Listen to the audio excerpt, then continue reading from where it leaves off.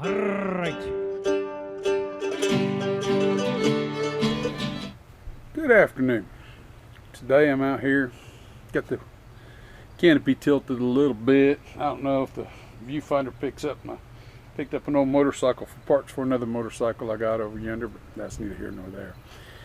But anyway, I'm here with what's called Beinn Dubh, which means black mountain, or the black. But it's something to do with the Beinn Dubh is a mountain in Scotland, Black Mountain, and call it black, but it's definitely ruby red. May look kind of black a little bit in the bottle, but there's definitely much more red tinges going on than it is black. That's for certain. We'll go ahead and get a quick look at the viscosity character going on. You know, it just doesn't, it develops a few legs. They're kind of slow, but I've had enough of it to tell you the legs do not belie the viscosity in this one. It's not as thick as it appears to be, and I don't know why that is. Opened it on 4/22/19. It's been open for a while. I've had enough to know. Get used to it.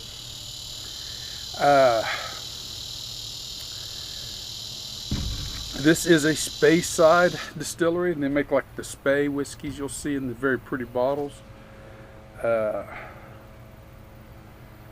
Something about, I have no idea what that noise is.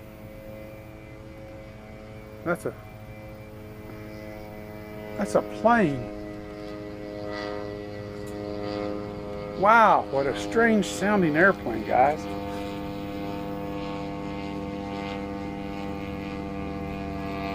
So it's one of those ultralight airplanes.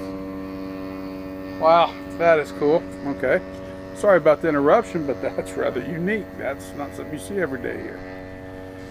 Anyway, and I think this was introduced, if I remember correctly, at a what's called Thunder in the Glens. It was a motorcycle rally they have there in Scotland. Anyway, I'm deviating too much distractions here. I'm sorry for all the distractions. Being from Speyside, Spey also makes, which is a Spey distillery. They also make one called the Tinny. This is made, let me get this correct because I don't want to mess this up. This is made from ruby red port casks from the Douro Valley of Spain. Go to their website, watch them make the casks. That's pretty dang neat. That's a good thing to watch on the website. The Spey Tinny, on the other hand, uses tawny port casks. It's color, question mark, we don't know if it's color. Chill filter doesn't say so. We can assume it is, probably, with the coloration. We don't know the age of it. ABV is 43%. My God, I just can't believe I'm just now getting into all this. And that's it for everything. I need to put the cork back on it. Anyway, $50 thereabouts here in the States.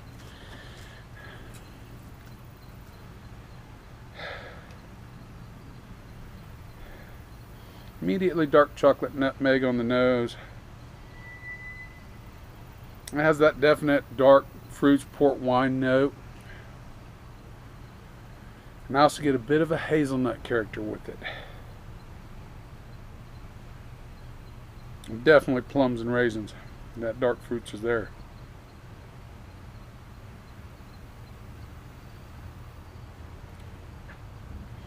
And there's almost a candied sweetness that comes across, like you open a bag of candy. That comes across in the nose as well. Let's get onto the palate.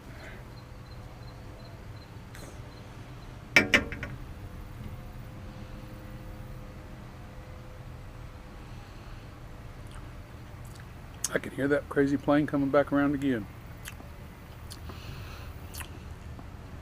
Dark chocolate.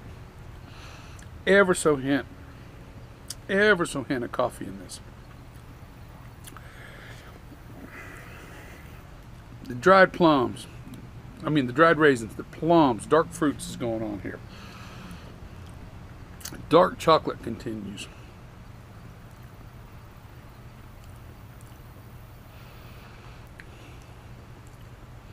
Very sweet. Very, very sweet. But tannic. There's a tannic note, and now that we're getting in the finish, there's a sour tannic, slightly bitter note. It's kind of like a musty tannic note that's going on with this. The dark chocolate stays into the finish. We got a good medium finish, medium length, maybe slightly long, medium to long length.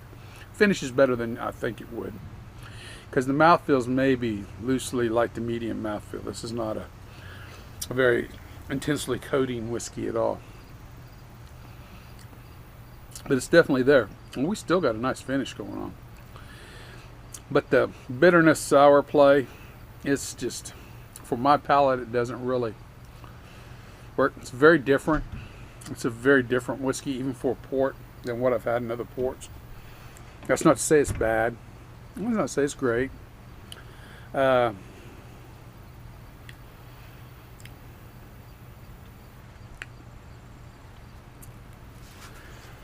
It's just not really up my alley. Will I finish the bottle? Yes. Will I ever buy another one? No. It's just not. It's not that interesting to me.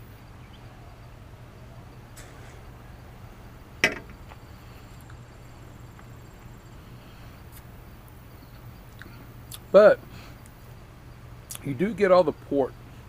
They do a very good job with the port. The port comes across very well on this. It brings a little of that nutty hazelnut note characteristic in this one to me. It's not walnuts, I like hazelnuts. I don't know for a score. This is a tough one to score.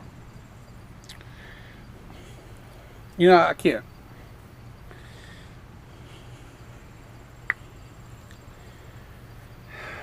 It all depends on how wound up people are about scores. Scores are so objective. I'm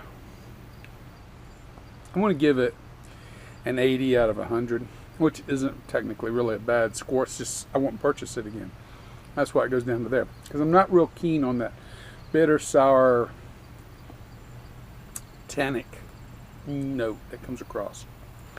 It doesn't work with my palate very well. Other than it's unique, and every once in a while to have a glass, really to kind of tempt and turn the palate around is all right. Is this something for a beginner? No. If this is going to be your first Scotch whiskey, don't do it. Don't. This is not a. If you're 1 year in and you feeling very adventurous, maybe. A couple of years in, you want to try something different that will test your palate and will take your palate to an extreme level. Yes, this will be then something to consider. But for beginners, no. Don't. This will. You drink this as a beginner, unless you've got a very eclectic palate, you're not going to like it, I don't think. If you do like it, and it really somehow really appeals to your palate, and you try other scotches, you're going to think, what? How are these really? They're hot. So this one should be approached a little more carefully. It is kind of borderline sickly sweet a little bit for Scotch. Some Scotches are very sweet. This one's kind of getting there, but the sweetness does help balance that sour, bitter, tannic play it has going on. The chocolate does come through very well in this nose and palate. Just a little bit of coffee in the palate. The dried fruits come across both ways, as you'd expect with a port. So I think an 80 out of 100 is a fair score for this one. Whiskey burp. All right, guys. Well, I'm going to finish this off.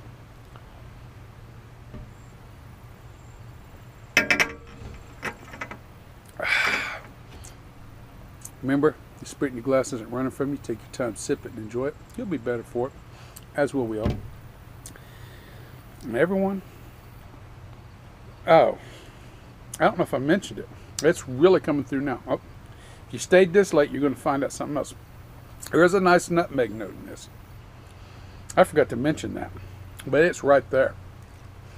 So, yes, you do get a nutmeg through the palate as well. Sorry, I forgot to mention that, because I was thinking about it and it didn't come out. So we'll start it one more time at the end. Thank you for bearing with me for this long. So, remember, the spirit in your glass isn't running from you. Take your time, sip and enjoy it. We'll all be better for it. Everyone have a great afternoon.